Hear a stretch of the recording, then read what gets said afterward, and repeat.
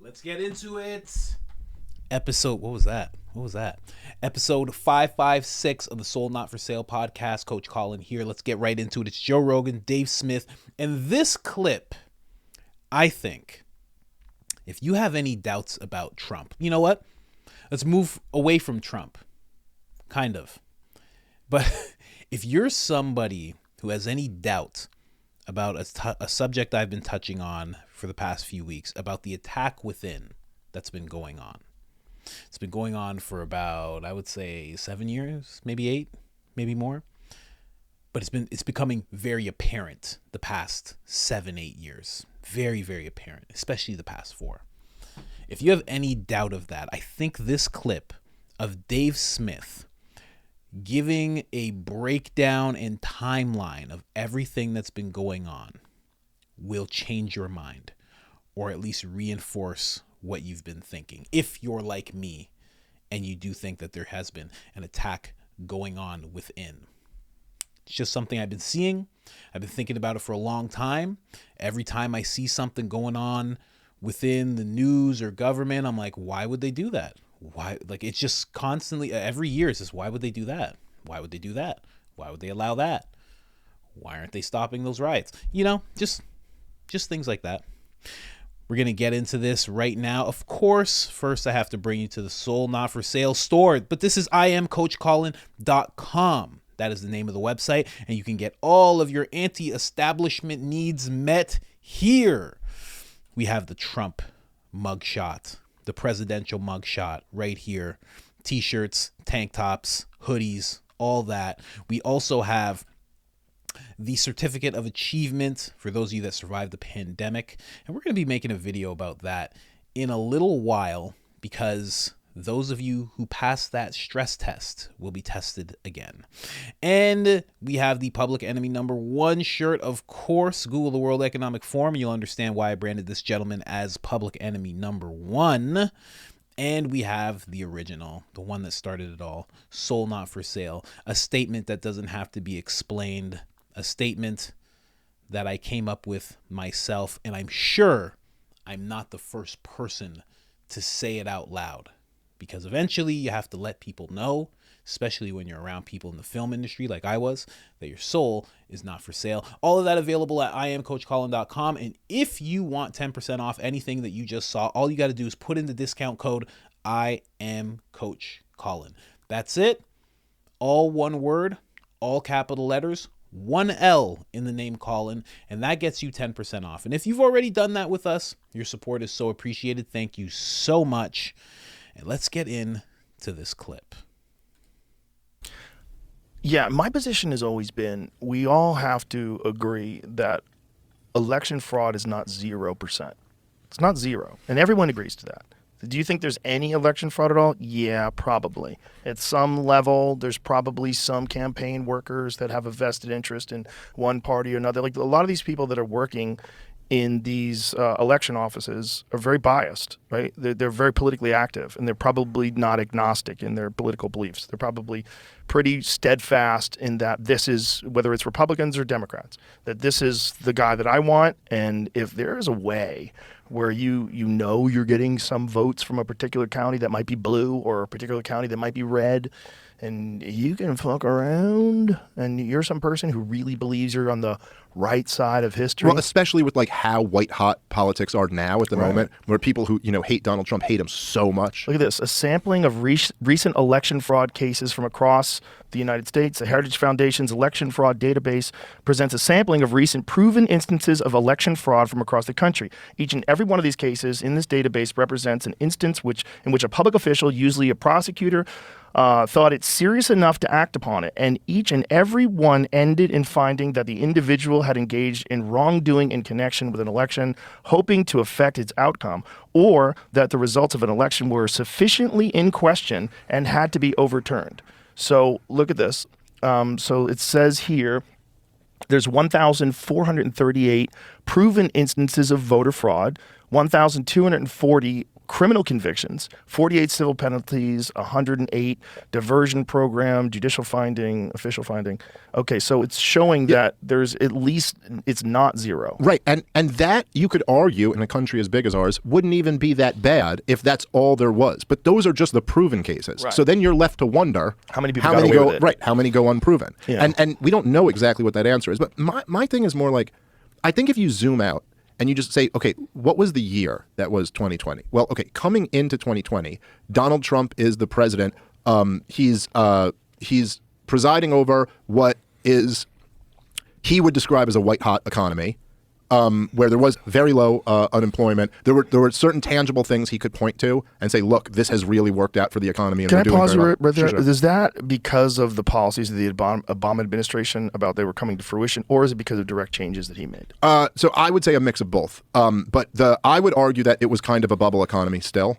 And that it was still propped up off very low interest rates and very high government spending, and that you can make things look good on charts when things are like that. But I would argue that he hadn't really fixed like the major underlying problems in the economy. But he did have some pretty significant deregulation in the energy sector. He did pass some very significant corporate tax cuts, and I think those things were very good for business. So kind of a mix of both. But that's the starting point of 2020. Donald Trump bragging, he brag about the lowest African-American unemployment, the lowest Latino unemployment, and how great the economy was and how he's doing all these great things. He was poised to have an excellent shot at being reelected. And then you have the economy destroyed by government imposition. Like, even if you think the lockdowns were the right things to do, the fact is that through state governors decided we're tanking our economy, like we're closing down our economy. And then you had a summer full of the biggest riots of my lifetime, which were sponsored not only financially, where you had big, powerful groups paying bail for rioters to get out of jail, but also just completely backed by the entire corporate press. This is the voice of the unheard, fiery but mostly peaceful, just making every excuse for these rioters going on in almost every major city across the country. During this whole time, anybody who wanted to speak out against this was often censored for doing so. If you wanted to speak out against the lockdowns or against Black Lives Matter or any of this stuff, you might lose social media, you might lose your job. A bigger censorship campaign than we've really ever had before. This is all going on that year. And then they announce that we are overhauling the way we do elections. And for the first time, we're letting everyone vote by mail. Not just the absentee ballots for like military personnel, but everyone can just vote by mail now. A way that we were never okay with doing it before because we would have been very concerned about fraud. But now we're all going to do that. So in this like revolutionary year, we're overhauling how we do everything. And then you have the thing with the Hunter Biden laptop story being censored. And then the result is that Joe Biden wins the election. Given all of those factors, there's just no conceivable way that an overwhelming majority of Trump voters weren't going to feel like this thing was stolen. Right. Just look at all the like fundamentals of what happened that year. And even if you really, really don't like Donald Trump, how could you look at all those fundamentals and not go, okay, yeah, I see where. I'd see where with all of that, that was fertile soil for belief that this thing was stolen from them. Yeah. It was a pretty crazy thing. And and I think we're past the point of no return on this, for better or for worse, is that even if you think Donald Trump committed all of these crimes and that it's right for them to bring down all these indictments, at least acknowledge that it's kind of over for the right half of America to ever believe in this process again. Because the way they're going to look at this is like, oh, look, you wouldn't give him a fair shot again. Like, once again, you wouldn't just let him have a fair shot. You wouldn't just let the American people vote, which is so, if you believed in democracy, if you believe in this country, if you believe in trying to unite us in any way, wouldn't it be so obvious at this point? Like, it's not as if every one of the charges that Donald Trump is being faced with is like some novel legal theory where they're twisting a statute to try to make him guilty of this crime. It's a very gray area at best. Wouldn't you just go, look, we're going to have a national referendum on this in November. Let the American people decide. Which side which side are they on of this? And then we could give this democracy thing a shot and see who wins. Mm-hmm. But if you do it like this, then basically the entire right half of America now doesn't believe this game is real anymore. They don't really believe they're in a democracy where they get to pick who they want to vote for. Because they're like, no, we picked this guy and you screwed him out of it. Now, by the way, I'm not saying that's a bad thing. Maybe it's better that they don't believe in the system anymore because the system is bullshit. Oh, man. That was masterful. And when you hear all those factors, it's really hard to argue that at least there is someone, maybe it's not the Democrats, maybe it's the deep state. There's some, or maybe it's both of them together. I'm not sure, but there's somebody who is working against The interests of the people. I'm not going to say working against Trump. Working against the interests of the people. Because insert anyone into Trump's position, and that's still a problem. Anyone, Democrat or Republican, anyone in that position that has to, all of that goes on, that's an issue. And I remember as it was all going on, I think it was it the mayor of Chicago? She's like, maybe this is just the summer of love. When all of these riots were happening, I was like, what? What's going on? And then I saw video after video. I went to about 15 different protests because I wanted to see. I'm like, how do these things turn so violent? I'm like, how does this happen? I was really interested in that.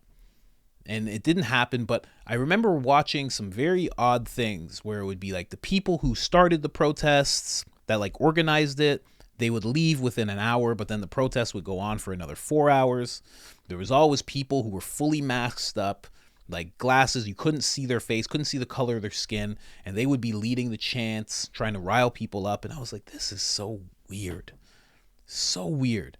And then again, it was all okay to do. And then when they were like, when you weren't supposed to be out and about, they were like, you can go out if it's for a protest. Like, that's why I was out. I was like, what's happening right now?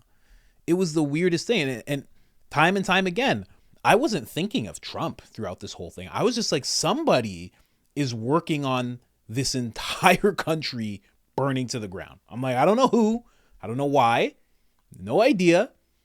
Don't even know if it's government, but somebody is working hard for this stuff to happen. And I remember seeing videos of people who were security specialists. There was one video of a guy who was a security specialist, and he was analyzing one of the riots, and he was like, this was done by professionals. He's like, this was not done at random by random people. This was done by professionals. I remember watching that video, and I was like, huh.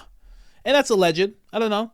I was watching a video. That's it. Same way you're watching a video now. But it was just interesting to see that person's take and just to watch all of this unfold. And for some reason, it all to be okay. And seeing video after video of black communities getting destroyed in the name of black people. None of it made sense. None of it made sense. It was the craziest time. But again, if you don't think that there's an attack within going on, what's going on then? That's what I would love to know. I would love to talk to people who don't feel that way so I can understand, like, what do you think is happening? What do you think all this is? Because it didn't seem random. I mean, the riots popped up like wildfires in Canada. It was just all at the same time out of nowhere. It was really weird. Really, really weird. And then all of a sudden there was, and he left it out, but all of a sudden defund the police comes in. And it's like, wait, what? Wait, isn't it cherish the police time? Because this is the craziest time ever? Nope. Defund them. We don't need them. In fact, we need them to stand down. What? Huh? And now we're seeing the implications of that with all the rioting, and it's not even rioting anymore. It's just looting. It's just people going in the stores and just stealing stuff. It's crazy. But yeah, the attack within. I talk about it a lot. I'm going to talk about it a lot more because I really feel like it's happening, and I really feel like people have to point to it more, because the more we talk about it, the more we'll start seeing instances of it. The more we'll start noticing the instances of it, you know? Anyways, guys, let me know what you think in the comment section. What do you think? What do you think about everything Dave said, about everything I said? If you haven't liked the video already, like the video. If you haven't subscribed already, 1 to 3 videos a day. Who else is doing that? Not many people. Hit that subscribe button. Other than that, I am out.